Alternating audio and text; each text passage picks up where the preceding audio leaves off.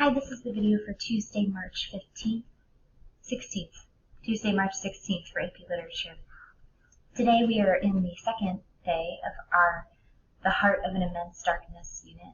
So really continuing to move into darker spaces every day. And today I really want to think about silence. So Clint Smith is the poet we're going to feature because he has an amazing poem about the danger of silence that you read for today. The icebreaker question is, what makes a poem a poem? To really understand your answer, you have to watch this video that I'm about to show you. So, structure is our focus. 3D is that standard. Explain the function of structure in text. So why is it structured the way it is? Content aside, how does the structure work with the content? Yesterday we looked at stanza patterns. Today you're looking at that again, but especially about where the stanza chooses to break, and then line breaks, which we'll learn are called in Jam. Our featured writer, Clint Smith, was born in 1988 in New Orleans. He's a staff writer at The Atlantic. He's also written for The Times, New Yorker, a bunch of other publications. He broke onto the scene in 2014 when he won the National Slam Poet of the Year, and his star has been rising ever since. A couple years later, he has had his first book of poetry published, and now he has a nonfiction book coming out in June about how places reckon with their history of slavery, which you read a poem about that concept today, August 16, 19, and we'll look at that briefly. But first, you read The Danger of Silence, and you read it. So now, in this video, I'd like you to listen to the video.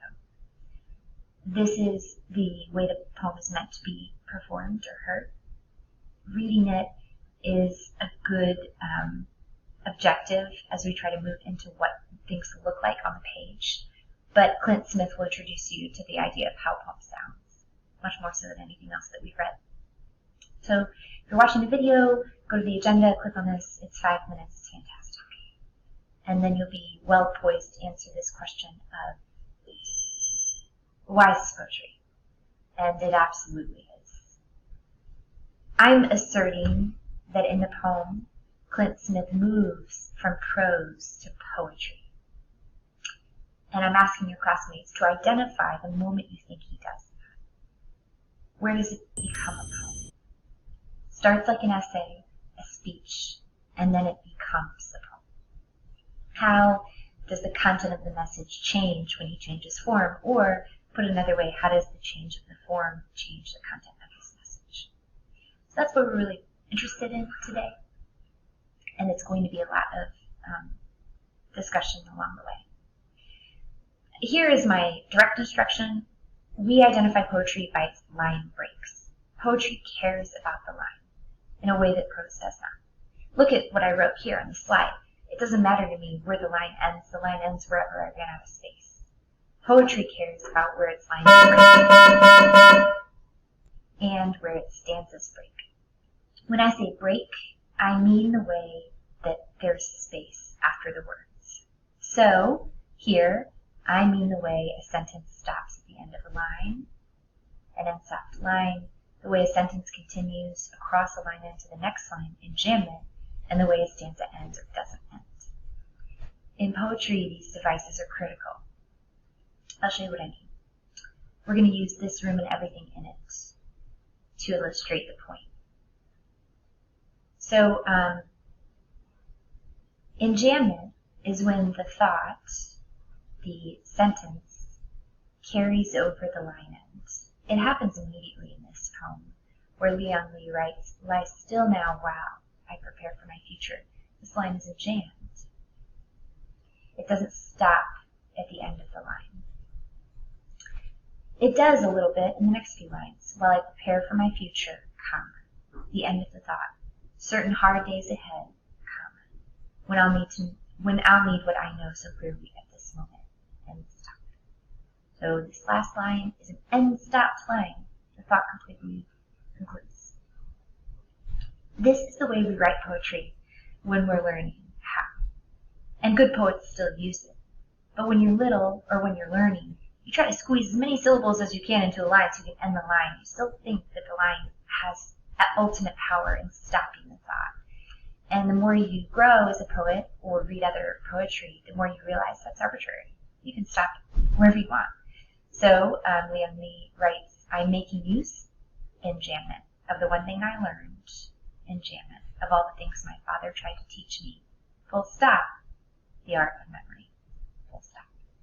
So 2 end stop lines there. What I want to show you is how, we looked yesterday at how the pattern of the stanzas is kind of the same, quatrain, quatrain, quatrain, until things start to fall apart a little bit as he tries to do this work of memory. I want to show you that at the same moment the stanza extends and he loses the form, he actually enjambs the stanza. So he says, I can't see my soul, comma, and so on. The stanza breaks across the space. This builds a kind of acceleration. You're speeding up. At this moment in the poem, things are moving quicker into the next thought, instead of the beginning where everything was stopping and careful and slow and poised. By the end of the poem, we'll look at the very last stanza here, all of this is enjambed. Every single line.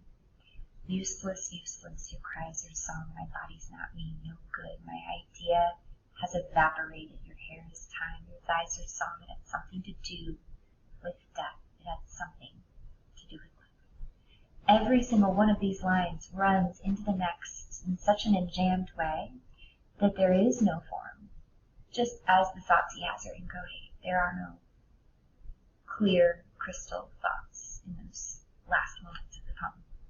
And so enjambment can do this. There's a lot of things enjambment can do, and that's where we're going to go today. Like you make some assertions yourself about what an enjambed line or an enjambed stanza is doing. So yesterday we were interested in stanza patterns. Today we're interested in line breaks and stanza breaks. And here's how you can think of it. It's one way through. Mary Oliver, great free verse poet, wrote that a break in space, enjambment, or a stanza break, will reveal either it's A, hesitation, so the thought is pausing there, or acceleration. The stanza or the line does not stop. It moves into the next with its thought, and it has a quickening effect. So as you try to make sense of why is it doing this, ask yourself about speed. Is it hesitating, pausing in time, or is it speeding up? If it is doing one of those things, why? What's happening in the content of the poem that might mimic that structure? Here's what I have to say about the danger of silence to conclude that poem. The poem is about silence, but it's about pace. It's about the way Smith realizes he has to speak now, in the moment of his life. And he cannot wait or hold his voice for later, for his poetry, for his writing. He has to speak into the silence when the silence creeps in. He has to enjam the lines. Silence is the residue of fear, he says. Silence is when things freeze in paralysis, as he was frozen.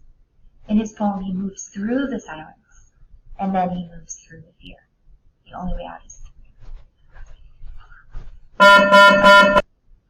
Wherever you identify the moment that prose becomes poetry in his poem. For me, it's when he starts moving through the space more quickly. And it's when, of course, he gains rhythm and beat, and the thing is about sound as much as it's about speech. And that's a poem. It's when we care about sounds, when we care about how things are arranged. It's about structure. Love this poem. Wow. So we're going to read another poem for the BGD. It's August 1619, and the question was pretty simple, but of course it's challenging to come up with these assertions. So I'm leaving people in their groups. I encourage you to talk to people if you're wondering what to do. August 1619. It helps to know what the poem is about, so if you're struggling with that, ask each other. We are going to look at it a lot more in depth tomorrow when we read the middle passage. Your discussion question is, or your BGD question, is where do the stanza breaks or enjambment, where does enjambment speed up or slow down the poem? And why does he want the poem to speed up or slow down in those places? So look at one of those breaks that's interesting to you and ask yourself, why is he drawing my attention to this moment? That's your BGD. I hope you have a good one. I'll see you tomorrow.